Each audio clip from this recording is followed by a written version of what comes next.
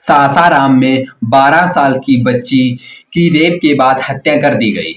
बच्ची का शव उसके घर से 200 मीटर दूर मिला। 12 दिसंबर दिन शुक्रवार को बच्ची का पोस्टमार्टम किया गया, जिससे बच्ची की हालत देखकर डॉक्टर भी हैरान हो गए। बच्ची के शरीर पर 22 जगह नाखून से नोचने के निशान बने हुए थे। दांत से काटा गया, गर्दन को बुरी तरह से दबाया गया है, जिससे बच्ची की मौत हुई है। जबकि पुलिस ने किसी जानने वाले पर ही बच्ची के साथ दरिंदगी करने की आशंका जता रही है।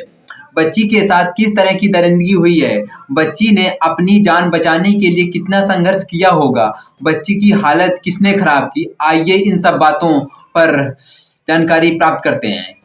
सासाराम की सच्ची घटना है ये। दोस्तों, मेरा नाम पंकज है। मैं आपके सामने एक सच्ची घटना, बिहार के सासाराम जिले की सच्ची घटना लेकर आया हूँ। इस घटना में बच्ची जो 10 से 12 साल की बच्ची, उसके साथ जो दरिंदगी की गई, उस दरिंदगी का पर्दाफाश करते हैं। आइए कहानी को शुरू करते हैं। दोस्तों, अगर चैनल में आप नए हैं तो चैनल को सब्सक्राइब कर लाइक कर दें, एक प्यारा सा कमेंट जरूर कर दें कहानी आपको कैसी लगी। आइए कहानी को शुरू करते हैं।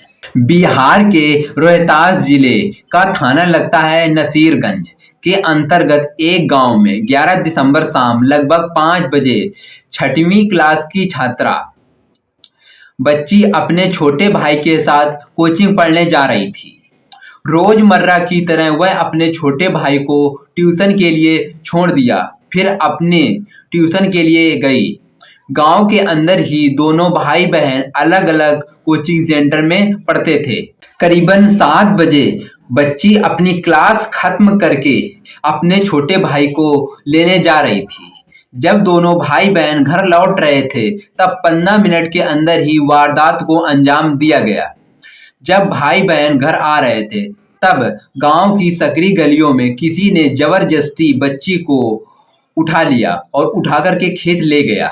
क्योंकि गांव की गलियां सकरी होती हैं और शाम के वक्त लोगों की आवाजाही थोड़ी कम हो जाती है, और उस बच्ची को उठा करके खेत ले गया। आरोपी को जैसे ही मौका मिला, बच्ची का मुंह दबा दिया और खेत में ले जाकर उसके साथ रेप, गंदा काम किया, उसके साथ दरिंदगी की। ये पूरी वारदात को अंजाम मात्र 15 मिनट के ही दिया। 15 मिनट के अंदर ही वारदात को अंजाम दिया, क्योंकि 7 बजे बच्ची का ट्यूशन क्लास छूटा था और 7:45 में बच्ची ने अपने प्राण निकाल दिए थे, अर्थात उसके प्राण छूट गए थे। घटना के आधे घंटे बाद 7:45 में गांव के कुछ लोग वहां से गुजर रहे थे। तभी राहगीरों की नजर रास्ते में पड़ी चप्पल पर पड़ती है। जब गांव वाले आगे बढ़े तो उन्हें नाली के पास एक बच्ची उल्टे साइड बेसुदा हालत में पड़ी मिली। बच्ची के कपड़े फटे हुए थे और गंदे थे, कपड़ों में मिट्टी लगी हुई थी। लोगों ने बच्ची को पहचान लिया। इसके बाद उन्होंने बच्ची को उसी हालत देख करके परिवार के लोगों को सूचना दी। जब बच्ची के परिजन पहुंचे, तब तक बच्ची की सांसें थम चुकी थी, उसने दम तोड़ दिया था। यह वारदात बच्ची के घर से 200 मीटर दूर दायरे में हुई। यह वही रास्ता है जहां से बच्ची रोज अपने भाई के साथ कोचिंग सेंटर जाया करती थी। ग्रामीणों ने बताया, बच्ची के गले में चोट के निशान थे, शरीर पर नोचने के चिन्ह थे, प्राइवेट पार्ट में ब्लड निकल रहा था। इससे पता चलता है कि अपराधी ने कम समय में बर्बरता की सारी हदें पार कर दी थी। उसने इंसानियत को शर्मसार कर दिया है। घटना की जानकारी जैसे ही गांव वालों को मिली, तब पूरे गांव में हड़कंप सा मच गया था, एक कोहराम जैसे मच गया था। परिजन रोते बिलखते हुए पुलिस को सूचना दिए। पुलिस मौके पर पहुंची और घटना स्थल पर जांच की। वहां पर सारे साक्ष्य जुटाए। बॉडी को पोस्टमार्टम के लिए सासाराम सदर अस्पताल में भेज दिया। गांव में तनाव का माहौल है, लोगों में आक्रोश है।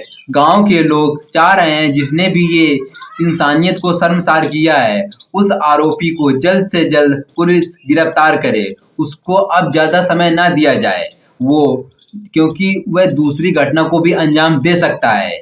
जब पुलिस ने बच्ची के पिता से बात की, तो बच्ची के पिता ने कहा, मुझे किसी पर शक नहीं, लेकिन जिसने भी ये दरिंदगी की है उसको कड़ी से कड़ी सजा होनी चाहिए, क्योंकि उन्होंने मेरी प्यारी सी बेटी के साथ दरिंदगी करके बुरी तरह से मार दिया है। उसको जिंदा रहने का कोई अधिकार नहीं है और पुलिस उसे जल्द से जल्द गिरफ्तार कर उसे फांसी की सजा दे। दोस्तों, इस कहानी से किसी को दुख नहीं पहुंचाना है, बल्कि आप लोगों को जागरूक करना है। दोस्तों, इस कहानी से हमें ये पता चलता है कि सजा एक को, लेकिन सबक हम सबको मिलता है। इस कहानी से किसी को दुख नहीं पहुंचाना है, बल्कि आप लोगों को जागरूक करना है। जहां भी रहें, सुरक्षित रहें, सावधान रहें और किसी पर भरोसा मत करिए और अपने बच्चों को बिल्कुल भी स्वतंत्र ना छोड़िए, उन पर नजर बनाए रखिए, कब किस समय क्या ना हो जाए। दोस्तों, अगर ये आपको कहानी अच्छी लगी हो तो एक चैनल में कमेंट कर देना, जिससे हमें भी एक मोटिवेशन मिलेगा। जय हिंद, जय भारत।